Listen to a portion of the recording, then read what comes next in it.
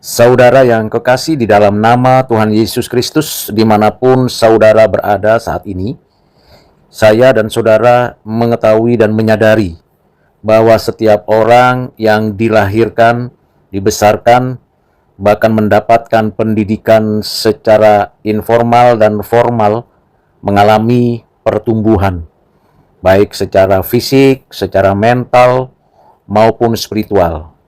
Tentunya kita menyadari pertambahan usia dan situasi kondisi pada tubuh, juga pada mental dan spiritual seseorang.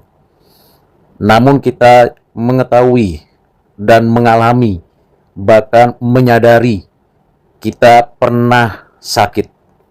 Sakit yang kita alami karena kondisi situasi tubuh fisik kita, atau karena situasi dan kondisi mental atau spiritual kita.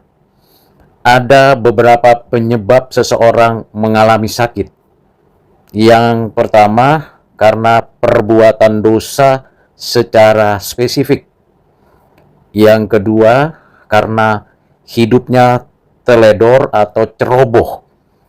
Yang ketiga, karena bencana alam yang tidak dapat dihindari. Yang keempat, karena peperangan antar bangsa atau suatu tindakan kolonialisme, imperialisme, penjajahan, dan sebagainya. Yang berikutnya adalah karena menua atau lanjut usia. Dan tentunya bagian yang berikutnya ini berkaitan dengan orang lain yang secara individu atau secara kelompok, yaitu perbuatan orang jahat. Orang lain melakukan tindakan kejahatan pada seseorang, sehingga orang itu mengalami sakit, baik sakit fisik atau sakit mental.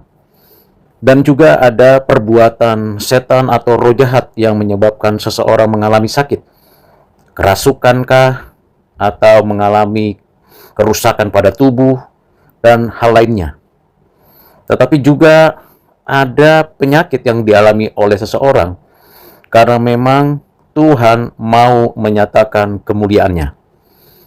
Jadi, kalau kita memperhatikan penyebab seseorang mengalami sakit, itu membuktikan bahwa tubuh kita, keberadaan jiwa kita rapuh, ada kelemahannya, ada keterbatasannya, ada kekurangannya.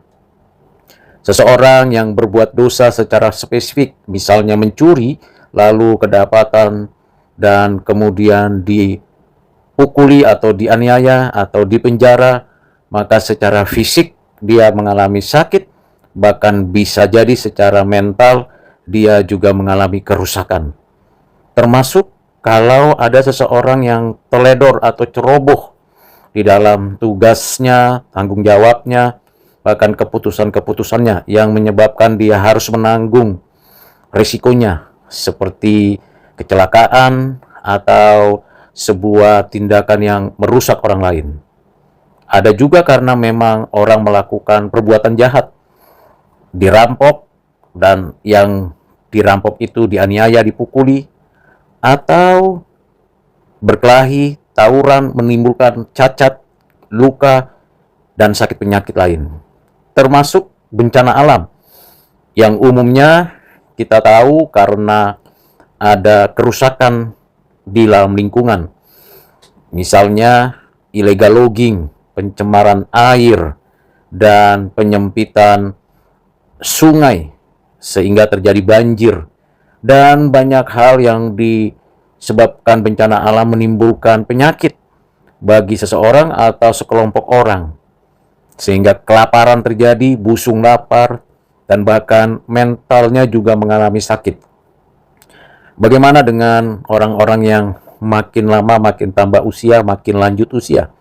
Maka seluruh keberadaan tubuhnya makin mudah terserang penyakit, daya tahan terhadap lingkungan dingin atau panas, makanan, minuman, dan segala hal yang bisa dihadapi orang yang sudah lanjut usia lebih mudah mengalami dan menghadapi sakit. Dan tentu kita tahu bahwa Tidak semua orang mengalami sakit karena dosa, karena perbuatan jahat, karena kuasa gelap, karena teledor, karena bencana alam, atau karena peperangan. Tetapi memang ada orang yang mengalami sakit karena Tuhan mau menyatakan kemuliaan-Nya. Sesungguhnya memang kita tidak bisa menghindari kondisi kita bisa saja sakit. Kita bersyukur ada obat-obatan yang sudah ditemukan, baik pengobatan tradisional, pengobatan modern, atau obat-obatan farmasi dari produk pabrik yang sintesis dan sebagainya. Kita bersyukur ada dokter, ada para medis di bidang masing-masing penyakit, tetapi tidak pernah meniadakan suatu masa tidak lagi ada penyakit di kalangan manusia. Manusia sebijak-bijaknya mengelola tubuh dan sekuat-kuatnya menjaga dan mencegah situasi tubuhnya supaya tidak sakit, pada waktunya, pada akhirnya juga akan bisa mengalami sakit pada waktu usia lanjut dan akhirnya semuanya tidak bisa ditahan.